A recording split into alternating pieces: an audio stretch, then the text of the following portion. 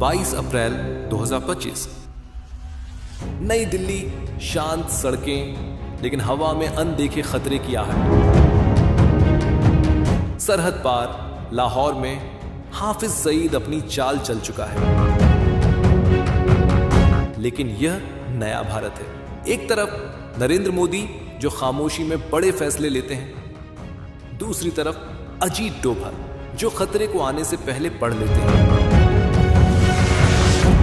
और मैदान संभालते अमित शाह हर मोर्चे पर सुरक्षा की दीवार।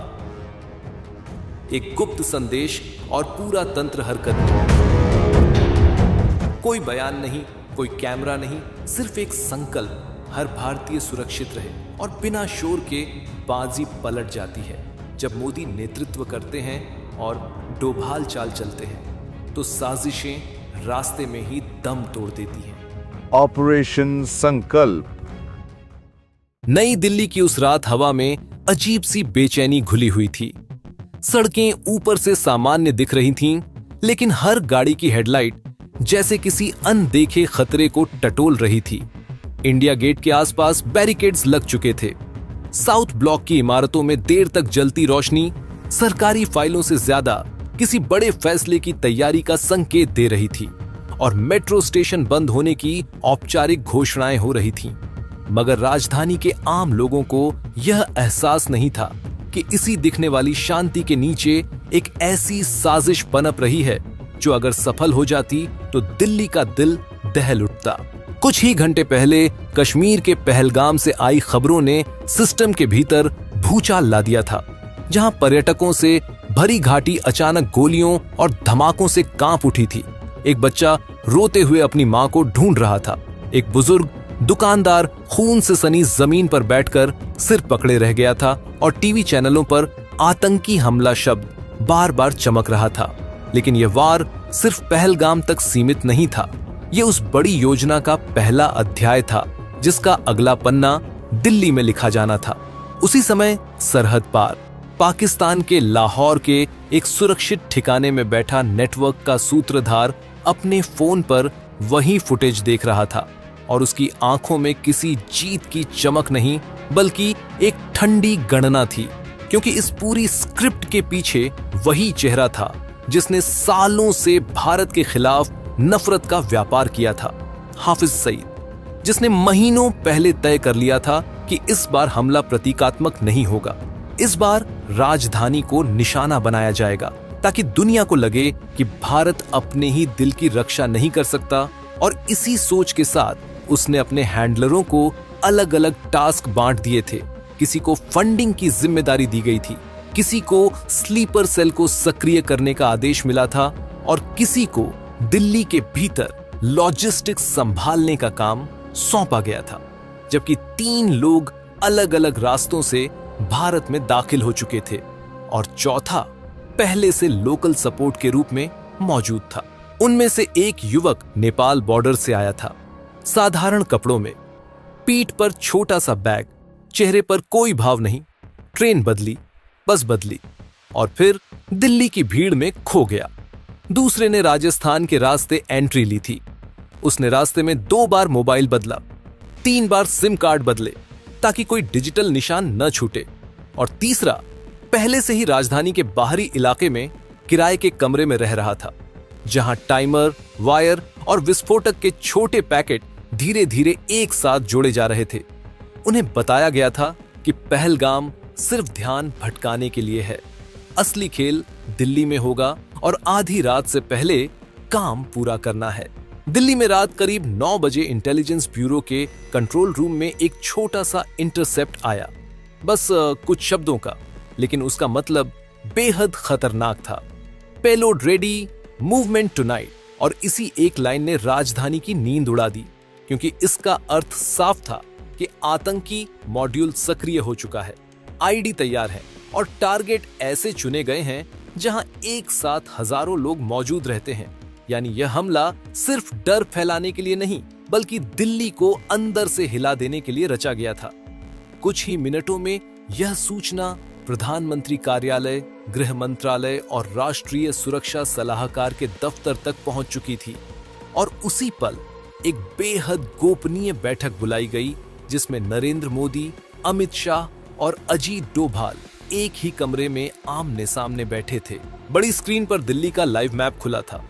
लाल और पीले निशान संभावित टारगेट दिखा रहे थे और बाहर गलियारे में तेज कदमों की आवाज लगातार बढ़ती जा रही थी। डोभाल ने शांत लेकिन ठोस आवाज में कहा कि पैटर्न साफ है, पहले कश्मीर में वार, फिर बड़े शहर में अफरा तफरी। उन्होंने बताया कि 2 आतंकी पहले ही दिल्ली में घुस चुके हैं, तीसरा रास्ते में है और चौथा लोकल सपोर्ट संभाल रहा है।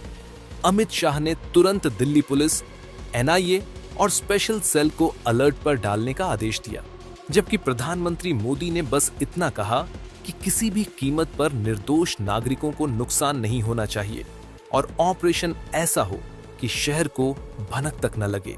यहीं से एक अदृश्य दौड़ शुरू हुई जिसमें घड़ियों की टिक टिक से ज्यादा तेज फैसले लिए जा रहे थे। स्पेशल सेल ने पुराने केस फाइलें खोली, कॉल डिटेल रिकॉर्ड खंगाले गए, सीसीटीवी नेटवर्क को रियल टाइम में जोड़ दिया गया और मेट्रो स्टेशनों से लेकर भीड़ भाड़ वाले बाजारों तक सादे कपड़ों में जवान तैनात कर दिए गए।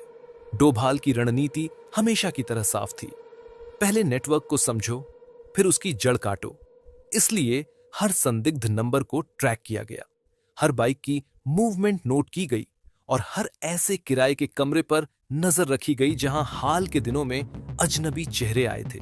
उधर पाकिस्तान में बैठे हैंडलर लगातार एनक्रिप्टेड कॉल पर पूछ रहे थे कि पोजीशन रेडी है या नहीं, और दिल्ली में बैठे लड़के जवाब भेज रहे थे, सब ऑन ट्रैक है। इसी बीच एक छोटा सा सुराग मिला, एक प्रीपेड सिम जो बार बार एक ही इलाके से एक्टिव हो रहा था। लोकेशन पिंग हुई तो पता चला कि वह पुरानी दिल्ली की एक संकरी गली में है। टीम वहां पहुंची तो एक युवक भागने लगा, पीछा हुआ। कुछ सेकंड की हाथापाई के बाद उसे दबोच लिया गया। उसके बैग से टाइमर, वायर और विस्फोटक का छोटा पैकेट मिला और यही कहानी ने पहली करवट ली, क्योंकि पूछताछ में वह टूट गया और उसने बता दिया कि बाकी 2 साथी पहले ही अपने अपने ठिकानों पर पहुंच चुके हैं और आधी रात से पहले धमाके होने वाले हैं। यह सुनते ही कंट्रोल रूम में मौजूद हर अधिकारी की धड़कन तेज हो गई, लेकिन किसी के चेहरे पर घबराहट नहीं थी, क्योंकि प्लान पहले से तैयार था। लाहौर में बैठे मास्टरमाइंड को लग रहा था कि स्क्रिप्ट अपने अंतिम सीन की ओर बढ़ रही है।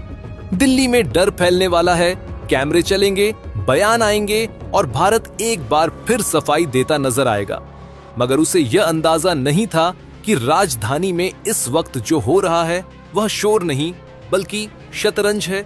हर मोहरा अपनी जगह पर बढ़ रहा है, हर चाल चुपचाप चली जा रही है और आधी रात से पहले तस्वीर पूरी तरह बदलने वाली है।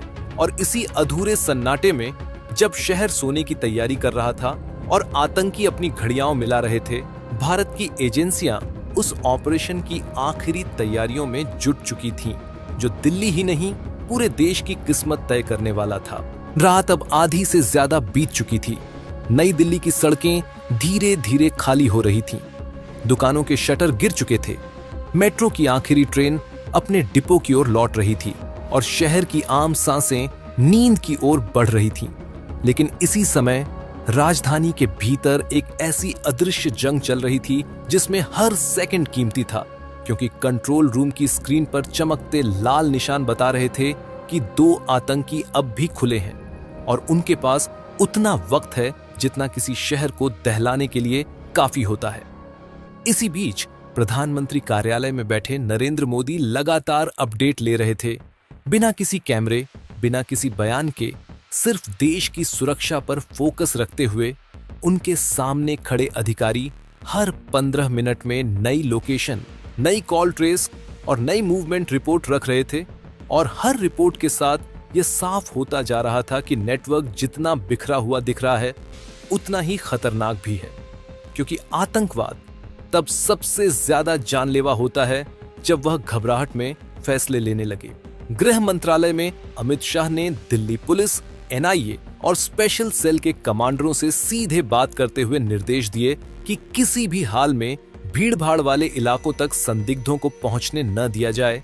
ट्रैफिक डायवर्जन को सामान्य अभ्यास की तरह चलाया जाए ताकि लोगों में घबराहट न फैले और हर संवेदनशील जोन में सादे कपड़ों के जवान पहले से मौजूद रहे।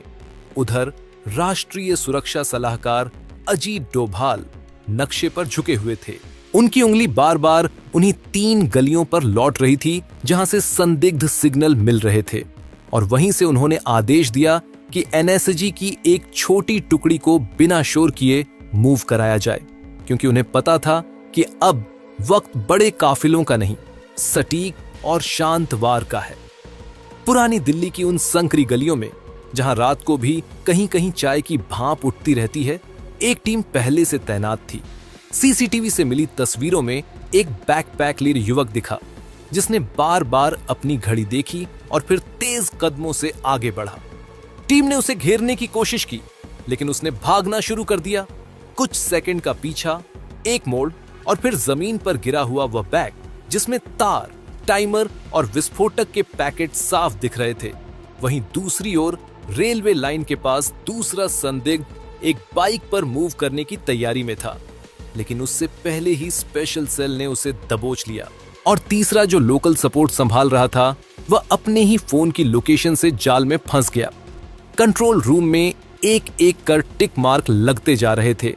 हर गिरफ्तारी के साथ सांस थोड़ी हल्की हो रही थी, लेकिन डोभाल जानते थे कि जब तक आखिरी कड़ी नहीं टूटती, जश्न नहीं मनाया जाता। इसलिए उन्होंने तुरंत पूछताछ टीम को एक्टिव किया, और वहीं से यह कंफर्म हुआ कि पूरी योजना की डोर सरहद पार से खींच रही थी। फंडिंग, निर्देश और टाइमलाइन सब पाकिस्तान के लाहौर से ऑपरेट हो रहे थे, जहां बैठा मास्टरमाइंड अपने हैंडलरों से लगातार एनक्रिप्टेड कॉल पर हाल पूछ रहा था। उधर उसी लाहौर के सुरक्षित ठिकाने में बैठा हाफिज सईद अपने फोन पर पोजीशन अपडेट का इंतजार कर रहा था। उसे भरोसा था कि दिल्ली में डर फैल चुका होगा, कैमरे चल रहे होंगे और दुनिया भारत से सवाल पूछ रही होगी। लेकिन उसके पास जो संदेश पहुंचा वह छोटा था, मॉड्यूल डाउन, और उसी पल उसके चेहरे की सख्ती बता रही थी कि यह सिर्फ एक ऑपरेशन की नाकामी नहीं, बल्कि उसकी बनाई पूरी स्क्रिप्ट का टूट जाना था। दिल्ली में रात का आखिरी पहर आते आते सभी चारों कड़ियां टूट चुकी थीं। आईडी सुरक्षित तरीके से निष्क्रिय कर दी गई थीं। संवेदनशील इलाकों से जवान धीरे धीरे हटने लगे थे, और शहर बिना किसी शोर के अपने सामान्य सन्नाटे में लौट रहा था। आम लोग सोते रहे। उन्हें अंदाजा भी नहीं था कि कुछ घंटे पहले उनका शहर कितने बड़े खतरे के किनारे खड़ा था। और यही इस ऑपरेशन की सबसे बड़ी सफलता थी कि डर पैदा होने से पहले ही खत्म कर दिया गया। सुबह होते होते प्रधानमंत्री आवास में एक संक्षिप्त समीक्षा बैठक हुई, जहां नरेंद्र मोदी ने बस इतना कहा कि देश सुरक्षित है, और यही सबसे बड़ी जीत है। अमित शाह ने फील्ड में काम कर रहे अफसरों को व्यक्तिगत रूप से कॉल कर उनकी सराहना की, और अजीत डोभाल बिना किसी कैमरे के अगले डोजियर पर काम करने बैठ गए, क्योंकि उन्हें पता था कि आतंकवाद किसी एक रात में खत्म नहीं होता। उसे हर दिन हर स्तर पर चुनौती देनी पड़ती है, और जब तैयारी पूरी होती है तो साजिशें कागज पर ही दम तोड़ देती हैं।